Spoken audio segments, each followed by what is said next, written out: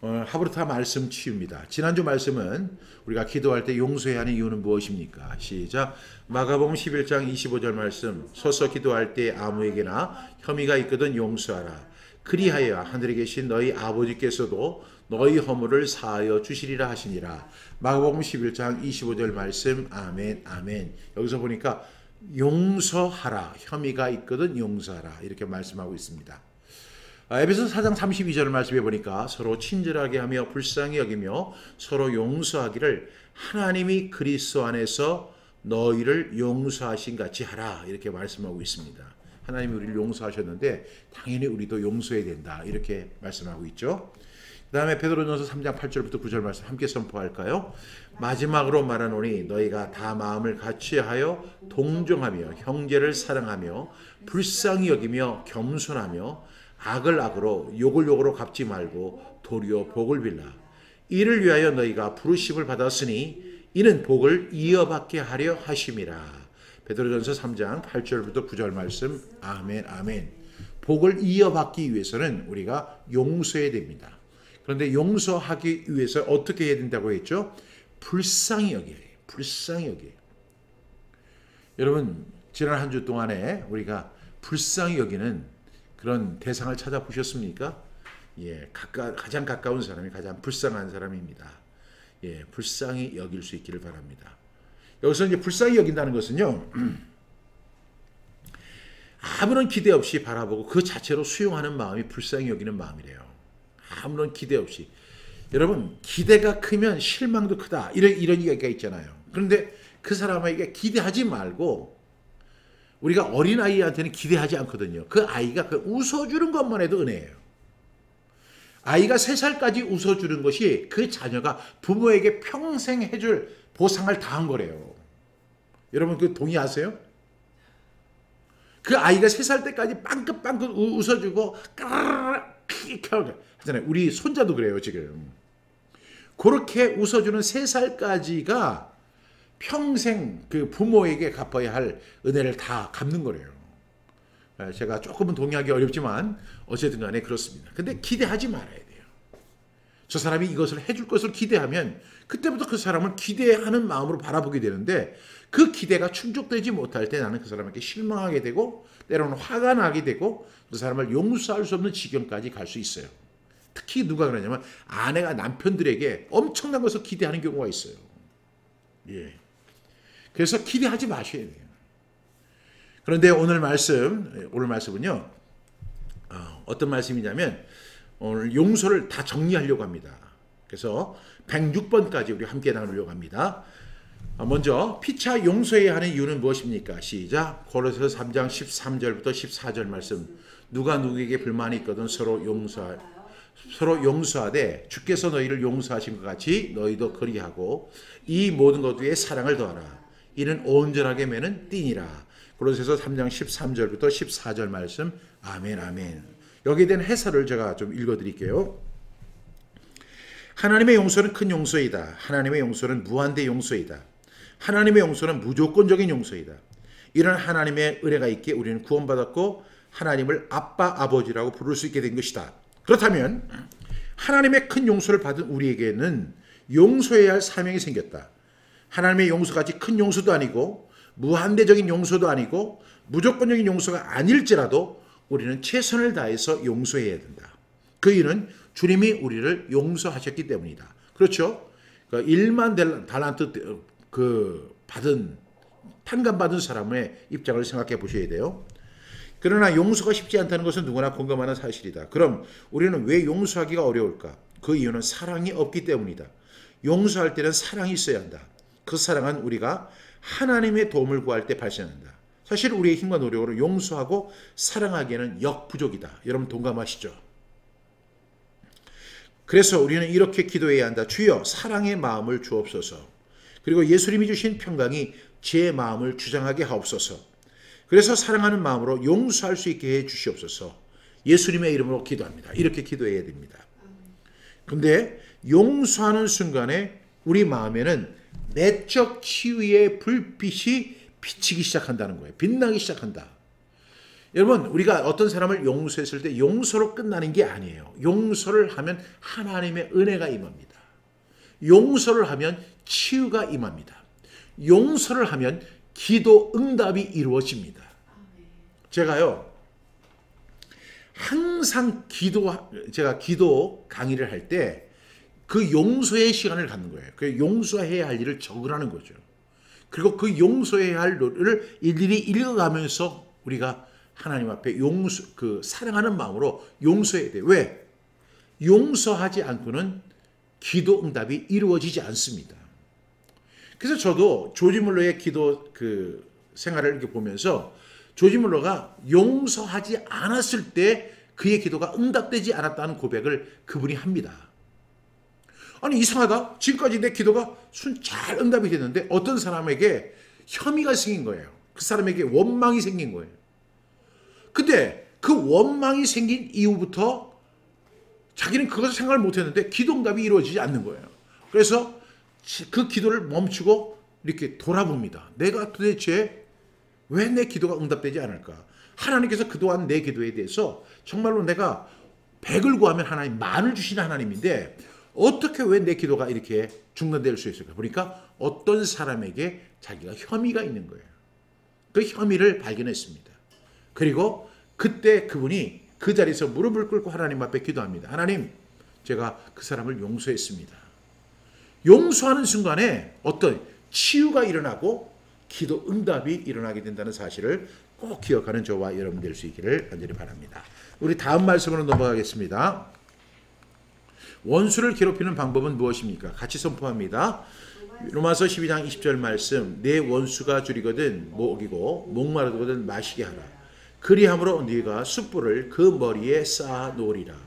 로마서 12장 20절 말씀. 아멘, 아멘. 네. 원수를 괴롭히는 방법은 무엇입니까? 네 원수가 줄이거든 먹이고 목마르거든 마시게 하라. 우리는 원수가 줄이면 아이고 잘됐어. 저거 봐. 저주받아서 저런 거야. 목마르거든. 아이고 그거 아주 속이 다 시원하네. 여러분, 이거는 사탄의 마음이지 절대 하나님의 마음이 아니고 하나님 백성의 마음이 아닙니다. 제가 이 말씀을 가지고 설교를 하신 분이 기억이 나요. 그분이 누구냐면 지금은 은퇴하셨지만 할렐루야 교회 김상봉 목사님이에요. 그 목사님이 언제 이 설교를 했느냐? 여러분, 드와이트 무디 아시죠? 그 드와이트 무디가 할 때 그분을 기리는 100년, 그러니까 그분의 그러니까 돌아가신 지 100년을 기념하는 예배가 미국에서 보스턴에서 열리게 됩니다. 여러분, 그때 이 드와이트 무디의 후배들, 제자들, 그리고 그에게 영향을 받은 사람들이 굉장히 많이 옵니다. 전 세계적으로. 여러분, 드와이트 무디 아시죠? 그러니까 이 드와이트 무디의 그 예배에 참석할 수 있는 초청장을 받는 것도 대단해요. 사망 주기, 100주년 기념 예배. 그런데 놀라운 사실은 그동안에 그 드와이트 무디의 그 예배를 이렇게 98년, 99년 이렇게 할 때까지 99년 동안 거의 다 백인이 설교했어요. 그런데 100주년이 되던 해에 설교자로 지정된 분이 한국에, 그때는 이제 한국에서 목회하시던 게 아니었고 미국에서 목회하던 김상봉 목사님이 메인 스피커가 된 거예요. 그래서 김상봉 목사님이 그 설교를 하시는데 제가 그 설교 그 내용을 지금도 기억해요. 영어로 설교하셨죠, 물론. 그분이 이런 설교를 했습니다. 원수를 태워 죽이는 방법. 원수를 태워 죽이는 방법이에요. 여러분, 그때 김상봉 목사님이 그 설교가요, 지금도 미국 사람들이 그 설교를 회자합니다. 왜? 제목이 충격적이잖아요. 원수를 태워 죽이는 방법. 그리고 본문이 로마서 12장 20절 말씀이었어요. 네 원수가 줄이거든 먹이고 목마른 건 마시게 하라. 그리함으로 네가 그 숯불을 그 머리에 쌓아도, 숯불을 머리에 쌓아두면 다 죽잖아요. 그렇죠? 아니면 거기에 난 뿔을 다 태우든지. 네 원수가 줄이거든 먹여라. 목마르거든 마시게 하라. 어떤 결과가 주어진다고요? 그리함으로 네가 숯불을 그 머리에 쌓아 놓으리라. 그냥 숯불 하나를 놓는 게 아니라 이만큼을 쌓아 놓는 거예요. 그 사람이 뜨거워서 견디지를 못합니다. 그리고 그 원수가 사라지는 은혜가 있습니다. 그래서 오늘 이 해설을 읽어드립니다. 원수를 사랑하는 예수님의 말씀은 인류 최대의 진리며 명언이다. 세상은 원수에게 대해 반드시 본때를 갚아줘야 할 대상으로 여기지만 예수님은 원수를 사랑하라고 하셨다. 내적 치유를 경험하기 위해선 원수를 사랑하고 필요한 것을 제공할 정도의 넓은 마음을 가지고 있어야 한다. 그것이 진정으로 원수를 갚는 하나님의 방법이다. 여러분, 하나님은 우리의 마음을 넓히기를 원하세요. 여러분, 저도 어떤 분을 만났는데 그분이 돈이 굉장히 많은 분이에요. 그러면 저 사람 참 돈이 많은 사람이구나. 참 대단하다. 또 어떤 사람은 굉장히 높은 권력을 갖고 있는 사람이에요. 그러면 제가 그 사람, 야, 이 사람 정말로 대단한 사람이야. 그리고 또 어떤 사람은 지식을 엄청 많이 갖고 있는 사람이에요. 그럼 그 사람을 볼 때 제가 그러죠. 야, 이 사람 정말 똑똑한 사람이야. 내가 가지고 있는 지식은 저 사람에 비하면 세 발의 피야. 뭐 이런 생각이 듭니다. 부럽기는 하지만 그 돈을 가질 수도 없고 그 권력을 제가 가질 수도 없고 그 지식을 가질 수 없어요. 그런데 제가 가장 부러운 사람이 어떤 사람이면 마음이 넓은 사람이에요. 마음이 넓은 사람. 여러분, 제가 분명히 잘못했고 제가 분명히 잘못된 행동을 했음에도 불구하고 그것을 받아주는 넓은 마음을 가진 사람을 만날 때 제가 한없이 초라함을 느낍니다. 참 그런 분을 만날 때마다 제가 이런 기도가 나와요. 하나님, 제 마음을 넓혀 주시옵소서. 제 마음이 너무나 좁습니다. 마음이 넓어야 돼요. 마음이 넓은 사람이 이기는 것입니다. 그러니까 오늘 이 말씀은 마음을 넓혀야 됩니다. 그 사람이 먹을 걸 먹지 못할 때 먹여주고, 그 사람이 목마를 때 마시게 해주고, 그 사람이 헐벗을 때 그 사람에게 입을 것을 제공해 주는 거예요. 그랬더니 예수님이 뭐라고 말씀을 하시냐면, 내가 옥에 갇혔을 때 너는 나에게 면회를 왔고, 내가 먹을 것을 먹지 못했을 때 네가 먹을 것을 나에게 주었고, 내가 목마를 때 네가 마실 것을 주었고, 내가 헐벗을 때 네가 입을 것을 주었다. 주님, 제가 언제 그랬습니까? 저는 그런 적이 없습니다. 제가 언제 주님 앞에서 이런 일을 했습니까? 야, 지극히 작은 소자에게 한 것이 곧 내게 한 것이니라. 이렇게 말씀하시는 거예요. 근데 어떤 사람에게 그래요. 너는 내가 감옥에 있을 때 면회 오지도 않았고, 내가 배고플 때 너는 먹을 걸 주지도 않았고, 내가 목이 마를 때 너는 마실 것을 주지 않았고, 내가 아무것도 입지 못했을 때 너는 입을 옷을 주지 않았어. 주님 언제 그랬습니까? 내가 주님을 보면 당장 그렇게 하죠. 저는 그런 것을 본 적이 없습니다. 지극히 소자에게 한 것이 곧 나에게, 그 소자에게 안 한 것이 곧 나에게 안 한 것이야. 여러분, 우리 참 사람은요 간사합니다. 그래서 계속 읽어요. 사람은 자신이 좋아하는 사람에 대해서는 정죄하고 비판하며 은근히 깎아내리려 한다. 그 사람을 가까이 하지 않는 것이 좋아요. 그 사람에게 좋지 않은 소문이 있더군요. 그 사람은 자기 이득에 혈안이 된 사람이에요. 그 사람은 배은망덕한 사람이에요. 이런 이야기 여러분 많이 들어보셨죠? 우리 주위에서 늘 하는 얘기.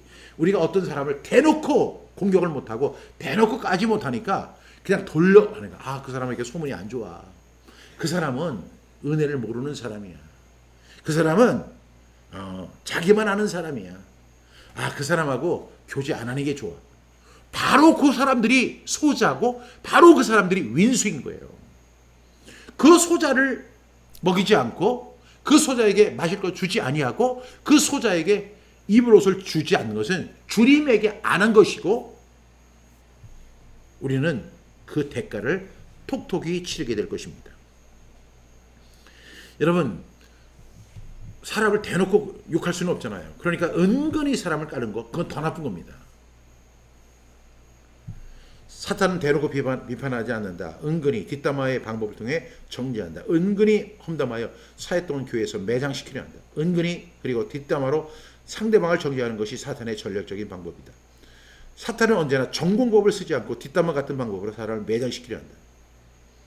그러나 예수님은 하나님의 자녀는 우리에게 이렇게 말씀하신다. 오직 너희는 너희 원수를 사랑하고 어떻게 하라고요? 선대하며. 선대가 뭐라고 했죠? 좋게 대하는 거예요. 좋게 대하는 거. 아무것도 바라지 말고 꾸어주라. 그리하면 너희 상이 클 것이요 또 지극히 높으신 이의 아들이 되리니 그는 은혜를 모르는 자와 악한 자에게도 인자하시니라. 하나님이 악한 자에게도 인자하시다는 거예요. 그러니까 우리도 하나님의 마음을 닮아서 그 원수가 줄이거든 먹이고 목마르거든 맛있게 하고 헐벗을 때 입을 것을 제공해 주는 그런 하나님의 백성이 되기를 간절히 바랍니다. 다음 말씀 보겠습니다. 왜 하루 7번이라도 용서해야 됩니까? 시작. 누가복음 17장 3절부터 4절 말씀. 너희는 스스로 조심하라. 만일 내 형제가 죄를 범하거든 경고하고 회개하거든 용서하라. 만일 하루에 7번이라도 내게 죄를 짓고 7번 내게 들어와 내가 회개하노라 하거든 너는 용서하라 하시더라. 누가복음 17장 3절부터 4절 말씀. 아멘 아멘. 여러분, 용서에 대한 어떤 구체적인 매뉴얼입니다. 용서는 쉬운 일이 아니지만 예수님은 하루에 7번이라도 용서라고 말씀하신다. 내 의지로 하면 할 수 없다. 한 번은 몰라도 2번 이상 잘못하면 지난 잘못까지 생각나고 나를 무시하는 것 같아 용서하기가 더 어려워진다. 그래서 우리는 예수님의 명령에 순종해야 된다. 절대로 용서할 수 없지만 용서하기가 너무 어렵지만 예수님의 명령이기에 순종하는 것이다. 놀라운 것은 순종 후의 기쁨이다. 억지로라도 순종하고 나면 그때부터 예수님께서 순종하라고 하신 명령의 의도를 이해할 수 있다.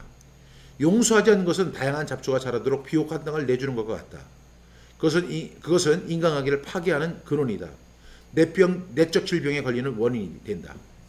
예수님은 이런 사실을 잘 아시기에 용서하라고 명령하신다. 사탄의 포로가 되지 않기 위해서는 용서하라고 하신다. 용서하는 것은 손해를 보는 것이 아니라 오히려 이익을 보는 것이다. 여러분, 옥토가 있습니다. 근데 옥토를 하는데 거기에 반드시 잡초가 나옵니다. 그 잡초를 뽑아야 돼요. 제가 강화도에 있을 때 그 3,000평이나 되는데 겨울이 되면 괜찮아요. 그런데 봄이 되면 만물이, 오늘 우리 이학년 사모님이 그랬잖아요. 만물이 소생한다. 만물이 뭘까요? 하다못해 그 풀 하나까지도 소생을 하는 거예요.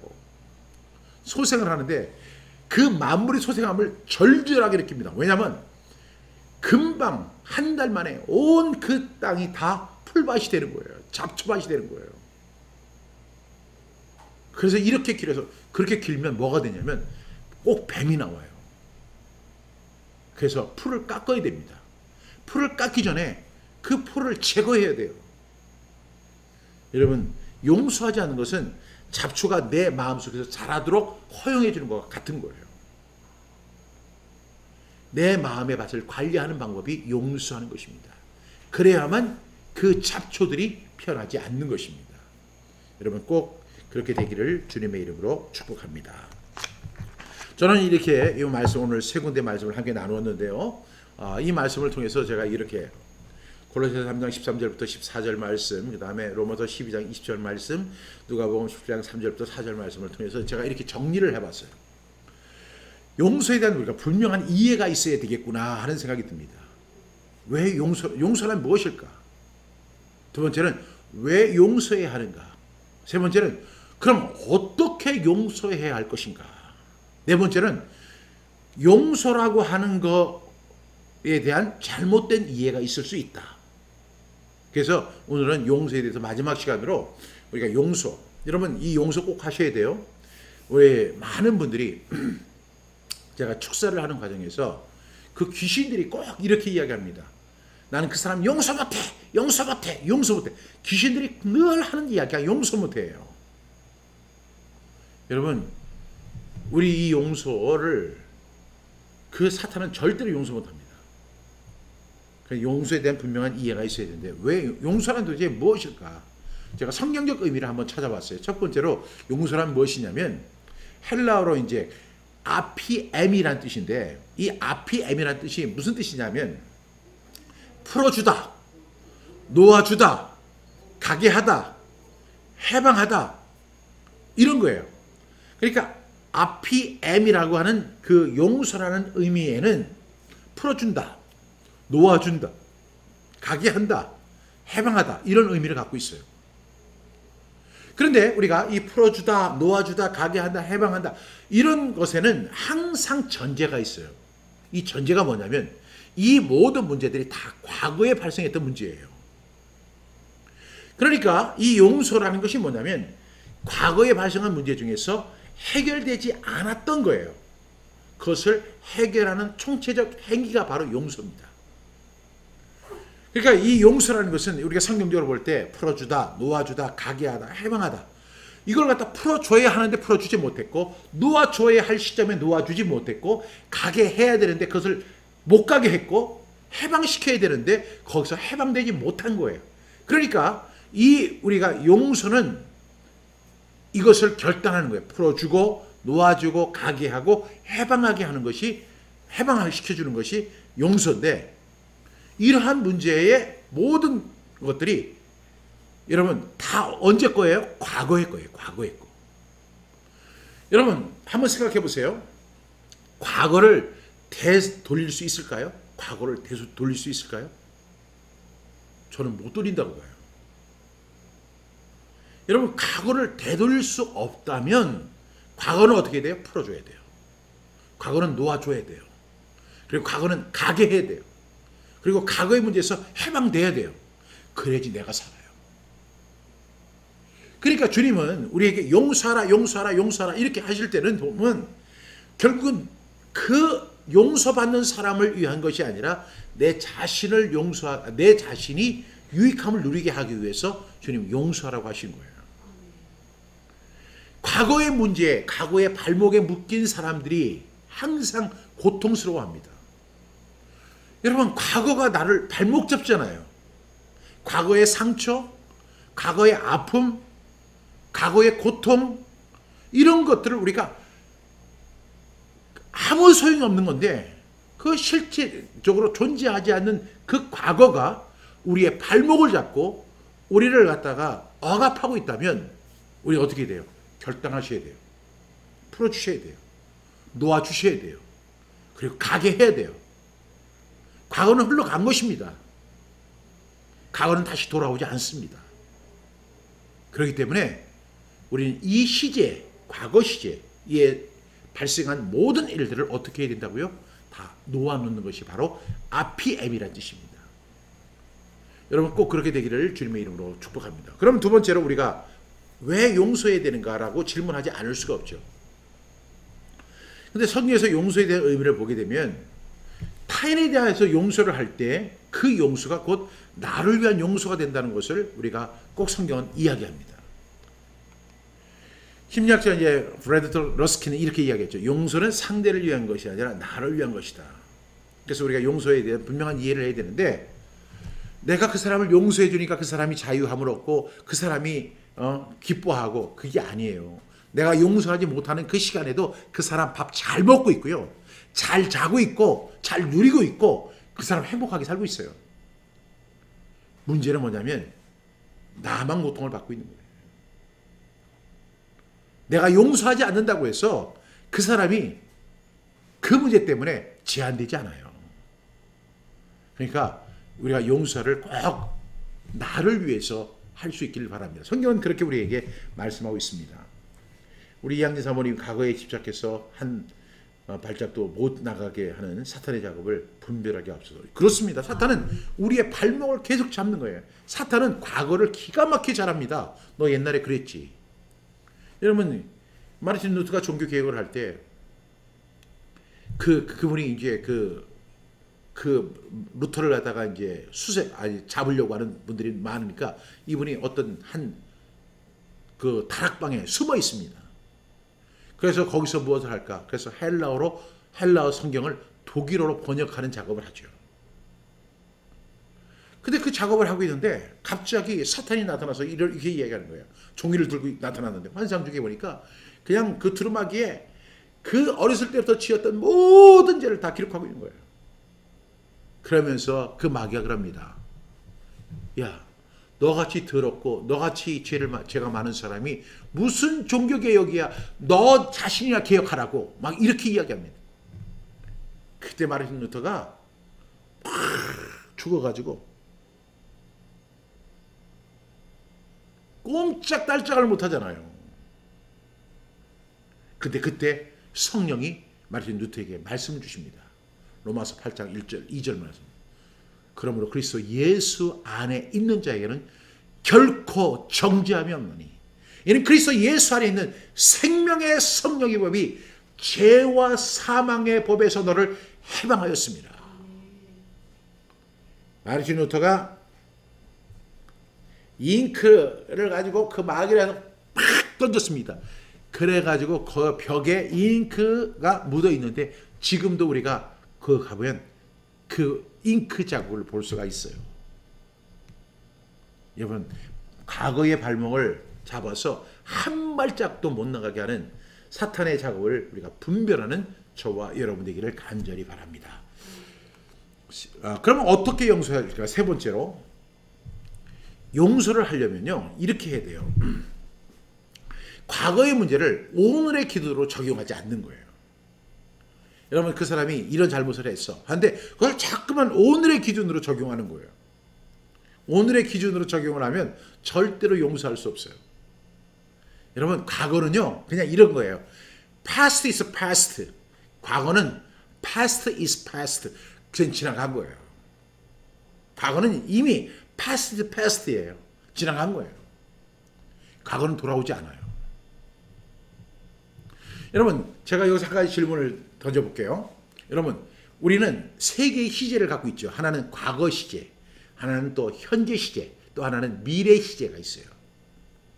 그럼 여러분, 이 세 개의 시제 중에서 성경은 우리가 어떠한 시제를 갖고 살기를 원한다고 생각하세요? 1번 과거 시제, 2번 현재 시제, 3번 미래 시제. 하나님은 우리가 어떠한 삶을 살기를 원하세요? 과거에 집착하는 삶? 아니면 오늘을 사는 삶? 아니면 미래를 위한 삶? 미래를 향한 삶? 어떤 것을 하나님 우리 추구하기를 원하세요? 여러분, 어떻게 생각하세요? 근데 우리가 성경을 쭉 읽다 보면 항상 성경은 오늘을 살라고 이야기해요. 오늘을 살아라. 로마서 12장 1절 말씀해 보니까 그러므로 형제들아 내가 하나님의 모든 자비하심으로 너희를 권하노니 너희 몸을 하나님 기뻐하시는 거룩한 산 제물로 드리라. 이는 너희의 드릴 영적 예배니라. 이렇게 이야기한 다음에 2절에 보면 너희는 이 세대를 본받지 말고 오직 마음을 새롭게 함으로 변화를 받아 하나님의 선하시고 기뻐하시고 온전하신 뜻이 무엇인지 분별하도록 하라. 이렇게 이야기합니다. 우린 분별을 해야 되는데 무엇을 왜냐하면 하나님의 선하신 뜻이 무엇일까? 하나님의 기뻐하신 뜻이 무엇일까? 하나님의 온전하신 뜻이 무엇일까? 오늘 이 시간에 과거 문제가 아니고 미래의 문제가 아니에요. 제가 유대인들을 이야기할 때 유대인들은요 항상 오늘을 살아요. 내일을 염려하지 않아요. 예수님도 그렇게 말씀해요. 내일 일은 내일이 염려할 것이요 한날의 괴로움은 그날의 족하니라. 이렇게 말씀하시죠. 여러분, 절대로 우리는 내일을 살아서 안 돼요. 내일을 그럼 살지 말아야 해? 내일을 준비하지 말아야 돼? 아니요. 준비하셔야 되죠. 어떻게 준비해? 오늘을 잘 사는 것이 내일을 준비하는 거예요. 많은 사람들이 많은 거짓 선지자들이 하는 이야기가 뭔지 아세요? 미래를 쟁취하라. 미래 선구자가 되라. 미래 지도자가 되라. 미래를 꿈꾸라. 꿈꾸는 자가 되라. 뭐 이런 이야기를 하면서 오늘보다는 미래를 자꾸만 생각하는 거예요. 청년들이여 야망을 가져라. 근데 이것을 전부 다 미래 시제로 밀어버리는 거예요.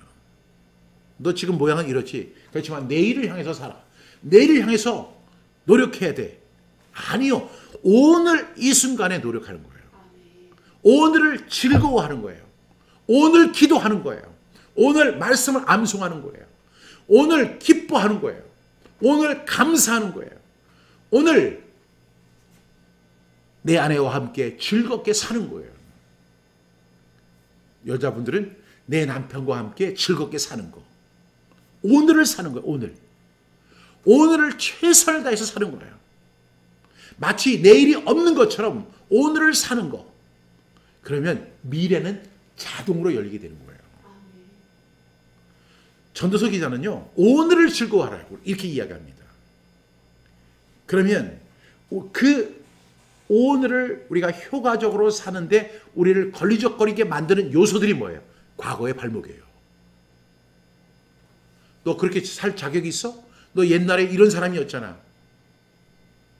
그래서 옛날 친구들은 만나지 말아야 돼요.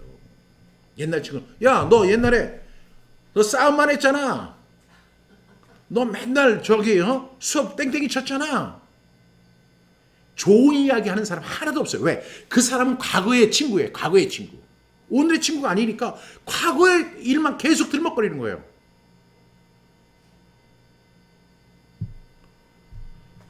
오늘을 살아야 돼요. 오늘 너를 보니까 반갑네. 오늘 너를 보니까 기쁘네. 오늘 너와 함께 맛있는 식사를. 오늘 우리는 우리에게 주어진 일에 최선을 힘을 다해서 마치 내일이 없는 것처럼. 그렇다고 해서 우리가 믿음이 없이 내일 천국을 갖다 생각하지 말라는 게 아니에요. 우리 예수 그리스도를 주님으로 믿고 구원받은 사람이에요. 이제는 하나님의 자녀로서 이 세상을 능력 있게 살아가는 거예요. 주님 그걸 기뻐하시는 거예요. 그래서 주님이 이렇게 말씀하지 않아요. 내일 기뻐할 것이야.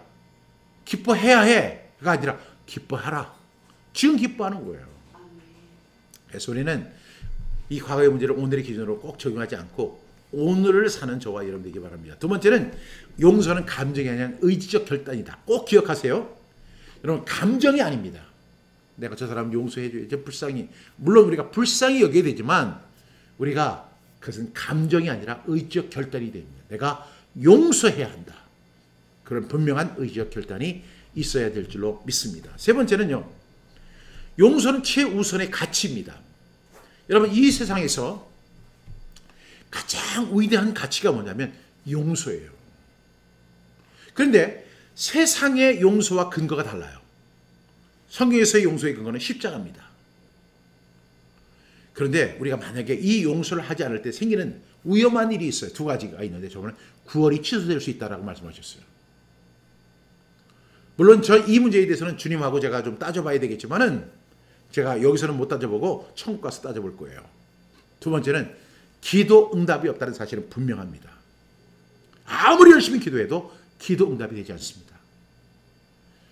그래서 우리의 그 용서의 근거가 뭐라고요? 십자가입니다. 십자가. 제가 지난 시간에 말씀드렸잖아요. 주님께서 그 가상칠을 십자가에서 7 말씀을 하셨는데 그 중에 주님께서 하셨던 말씀이 뭐예요? 테텔레스타이. 다 이루었다. 다 지불했다. 다 페이드했다. 미국이나 저 호주 같은 데 가서 이제 슈퍼마켓에 가면 이 물건을 우리나라 사람들이 정직해요. 그래서 슈퍼에서 이렇게 물건 사가지고 오는 걸 어떤 사람이 이렇게 영수증 봅시다. 이렇게 얘기하는 사람 없잖아요. 있어요. 딱 한 군데. 어디냐? 코스토코. 코스토코는 미국 기업이라고 그래요. 우리나라처럼 인력이 풍부하지 않다 보는 호주 같은 데도 이렇게 물건을 갖다 하고 나올 때 물건을 슬쩍 이렇게 갖고 나오는 사람이 있나 봐요. 그래서 꼭 영수증 보자고 하고 물건과 이게 하거든요. 그 호주에도 꼭 그래요. 그래가지고 내가 분명히 이 캐셔한테 돈을 다 지불하고 계산서를 들고 나왔는데 저기 보면 체격이 2만한 아저씨가 딱 서서 영수증을 보겠습니다. 딱 이래요. 근데 제가 그 사람한테 영수증 당당하게 딱 보여줍니다. 그러면 그 사람이 도장을 꽉 찍어주죠. 뭐라고 찍어준 줄 아세요? Full paid. 다 지불했다. 테텔레스타이 이렇게 찍어주는 거예요. 여러분 우리 용서의 근거는 십자가입니다. 그래서 우리가 이 용서는 반드시 해야 된다는 것을 최우선의 가치로 여기는 저와 여러분 되길 바랍니다. 네 번째, 그래서 이사야서 1장 15절에 이렇게 말씀하죠. 한번 시작. 너희가 손을 펼 때 내가 내 눈을 너희에게서 가리고 너희가 많이 기도할지라도 내가 듣지 아니하리니 이는 너희의 손에 피가 가득함이라. 너희 손에 피가 가득한다는 것은 용서하지 않았다는 거예요. 그럴 때는 주님이 손을 가리고 보세요. 안 봐. 너 안 봐. 절대 안 봐. 그래서 내가 기도를 많이 해도 주님이 듣지 않으신다는 거예요. 그래서 우리는 반드시 십자가, 성경적 근거에 의한 십자가에 의한 용서가 있기를 바랍니다. 네 번째로 용서하자는 것은 나를 피해자로 만드는 것이다 라고 우리 정의해 볼 수가 있습니다. 다섯 번째로 과거는 과거일 뿐이기 때문입니다. 우리가 과거가 있고 현재가 있고 미래가 있는데 어떤 삶에 치중할 것인가.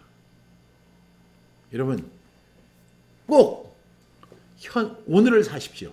현재를 사십시오. 오늘 기쁘게 하십시오. 오늘 박수인 집사님 점심 식사를 조금 이따 하실 때 세상에서 가장 맛있는 점심 식사 하십시오. 우리 이양진 사모님, 이정규 목사님 식사하실 때 짜장면이나 먹을까 이렇게 하지 마시고 정말로 내 인생에서 가장 맛있는 점심 식사를 하십시오. 그리고 식사가 끝난 다음에 세상에서 가장 맛있는 디저트를 드십시오.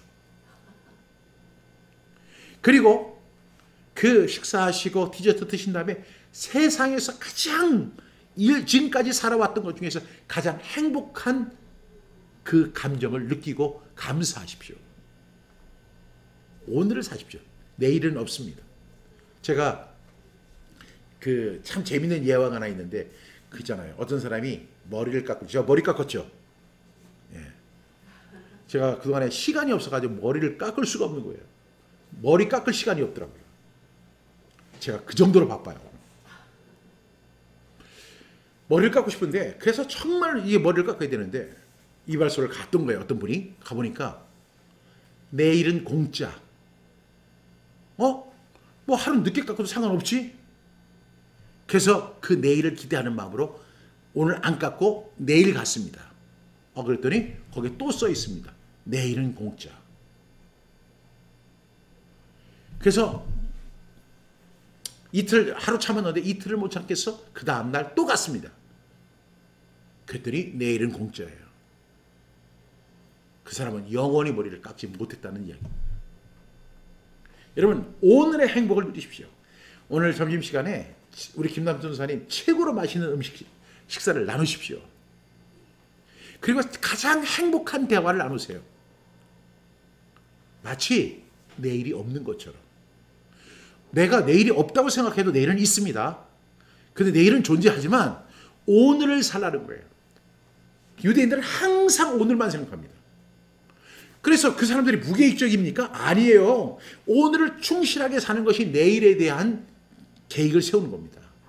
그래서 그들이 가장 효과적인 삶을 살아가는 것은 오늘을 기쁘게 사는 거예요. 오늘, 이 순간, 바로 이 순간. 이 순간을 기뻐하고 감사하고 그리고 기도하면서 나아가는 저와 여러분 될 수 있기를 간절히 바랍니다. 용서는 최고의 복수의 방법이다. 맞습니다. 용서는 내 마음에 주님의 나라 천국이 시작된다. 아멘. 야, 오늘 잘 사는 것이 그대로 이어질 수 있기를 간절히 바랍니다. 그래서 이제 내일이 됐어요. 그럼 내일은 세상에서 최고로 맛있는 식사를 하는 거예요. 제가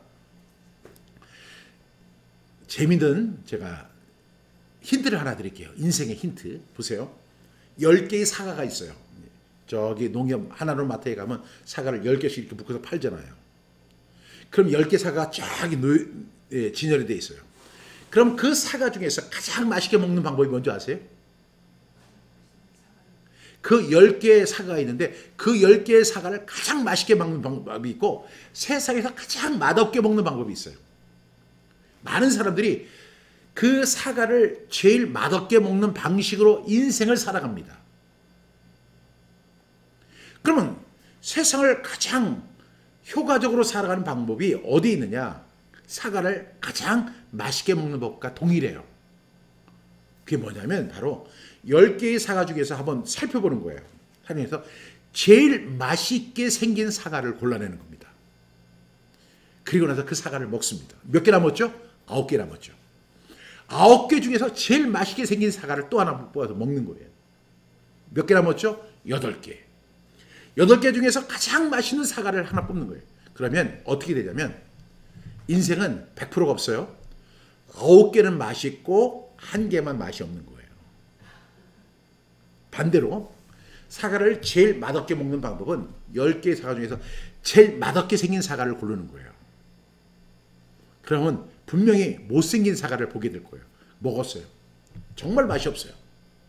이제 9개 남았어요. 그 중에서 제일 맛없게 생긴 사과가 있어요. 그걸 골라서 먹는 거예요. 이제 2개가 남았어요. 그 중에서도 더 맛없게 생긴 사과를 골라서 먹는 거예요. 그러면 9개는 맛없게 먹게 되고 1개는 맛있게 먹을 수 있어요. 대부분의 삶이 사람들이 이런 방식으로 인생을 살아갑니다. 그것은 바로 항상 미래에 발을 두는 거예요. 내일에. 여러분 내일도 좋지만 오늘이 더 중요한 것입니다. 그래서 오늘의 사과를 가장 맛있는 사과를 먹는 거예요. 동의하시죠? 그래서 이러한 삶을 살아갈 때 우리는요. 우리 마음이 부들부들해져요. 그리고 탄력이 생겨요. 그리고 윤기가 돌기 시작해요. 그리고 삶이 윤택해지는 거예요. 여러분 우리 하나님을 믿는 사람 맨날 기도하고 금식하고 그렇게만 살기를 원치 않으세요. 주님은 항상 기뻐하라. 쉬지 말고 기도. 범사에 감사하라. 이것을 모아놓은 뒤에 오늘 제일 맛있는 사과를 먹는 거예요. 그 먹을 때 너무 맛있어. 맛있어. 여러분 막 침을 막 흘리시는 것 같은데 그 사과를 탁 먹을 때 그 사과의 향이 막 느껴지는 그것을 느끼고 먹는 거예요. 그때 가장 맛있는 사과를 먹게 될 줄로 믿습니다. 그래서 우리 용서, 이 과거는 과거일 뿐이지 우리 오늘을 살아가면 과거는 흘러간 것입니다. 과거에 매이는 것처럼 어리석은 것은 분명히 없는 줄로 믿습니다. 그 다음에 이제 용서에 대한 잘못된 이해가 있죠. 이제 많은 사람들이 우리가 용서해라, 용서해라, 주님이 용서하라고 했으니까 그 용서라는 것을 아무것도 하지 않는 것이다 이렇게 받아들인 경우가 되게 많아요. 나 그 사람 용서했어. 왜? 내가 저 사람한테 어떤 해를 가하지 않았으니까. 내가 그 사람에게 공격하지 않았으니까. 내가 저 사람에게 어떠한 잘못된 행동을 하지 않았으니까. 여러분 용서는요. 앞서 말한 거죠. 의지적 결단이라고 말씀을 드렸죠. 의지적 결단. 또 여러분 용서를 우리가 한다고 해도요. 용서를 해야 되지만 우리가 해결할 문제점들이 있잖아요. 그냥 그걸 다 덮어버리는 것이 용서가 아닙니다. 분명히 해결할 문제, 채무의 문제가 있습니까? 그렇다면 채무의 문제를 해결해야 돼요. 그리고 어떤 우리가 해야 할 일이 있다. 그럼 그 해야 할 일을 하면서 용서하는 거예요. 용서라는 것은 무조건 아무것도 안 하고 덮어두는 것만이 용서가 아니에요. 우리가 용서하라, 용서하라 그 사람이 여러분 제가요 제 아들을 갖다가 지금 이제 우리 아들이 이제 호주에서 탑 5에 드는 그런 유명한 셰프가 되었지만 그 전에 한 30여 년 전에는 저의 작은 아들이었거든요. 근데 이 아이가 참 착하고 명랑했는데 가끔 하다가 사고를 치는 경우가 있어요. 그리고 가끔 하다가 거짓말을 하는 경우가 있어요. 거짓말을 했어요. 근데 이 거짓말을 한 거에 대해서 저는 이 아이를 용서해야 돼요. 부모로서 이 자녀를 용서해야 되지만 이 아들이 저에게 한 거짓말에 대해서는 분명히 이것은 결산해야 돼요. 너 거짓말 했어? 안 했어? 저 거짓말 안 했어요. 너 거짓말 한 거야? 안 한 거야? 안 했는데요. 너 거짓말 했어? 안 했어? 정말로 거짓말 안 했어요. 그래요. 너 거짓말 했어? 안 했어? 안 했다고요. 절대 인정 안 해요. 근데 그래 알았어. 아빠니까 너 용서할게.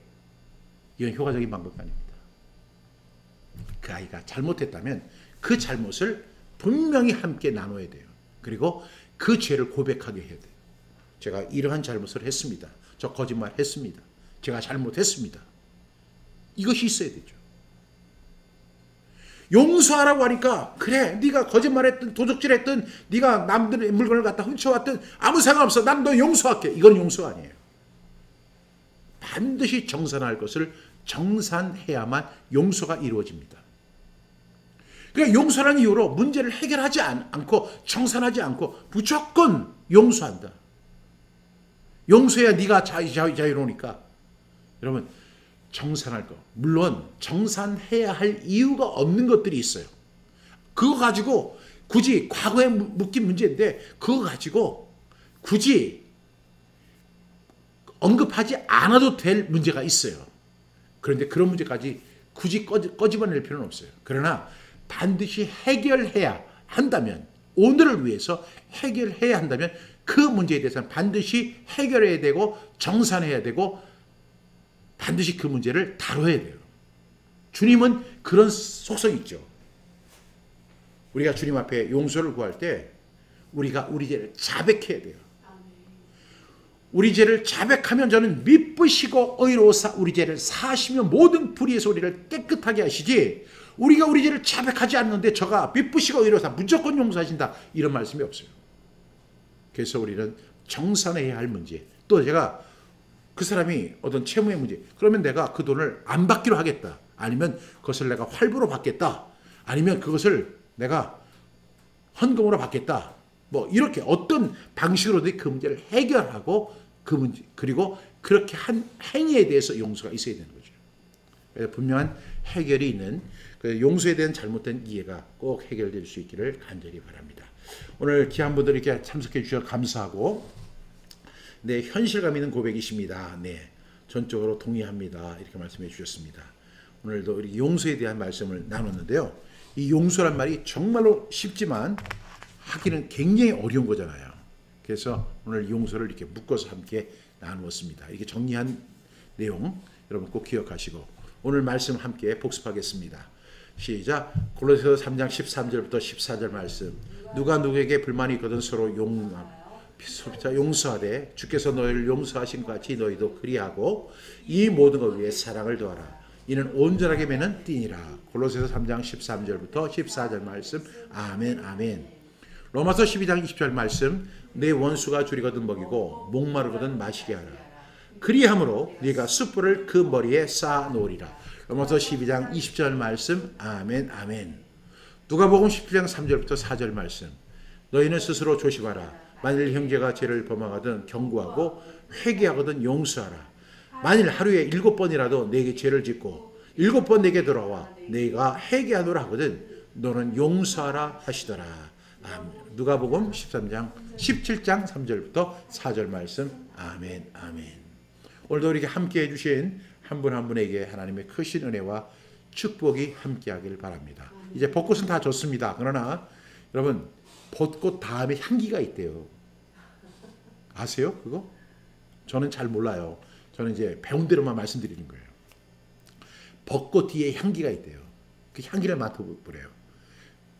하면 그 봄의 향기를 벌써 느낄 수 있대요. 여러분 이 봄 이렇게 좋은 계절 얼마 되지 않습니다.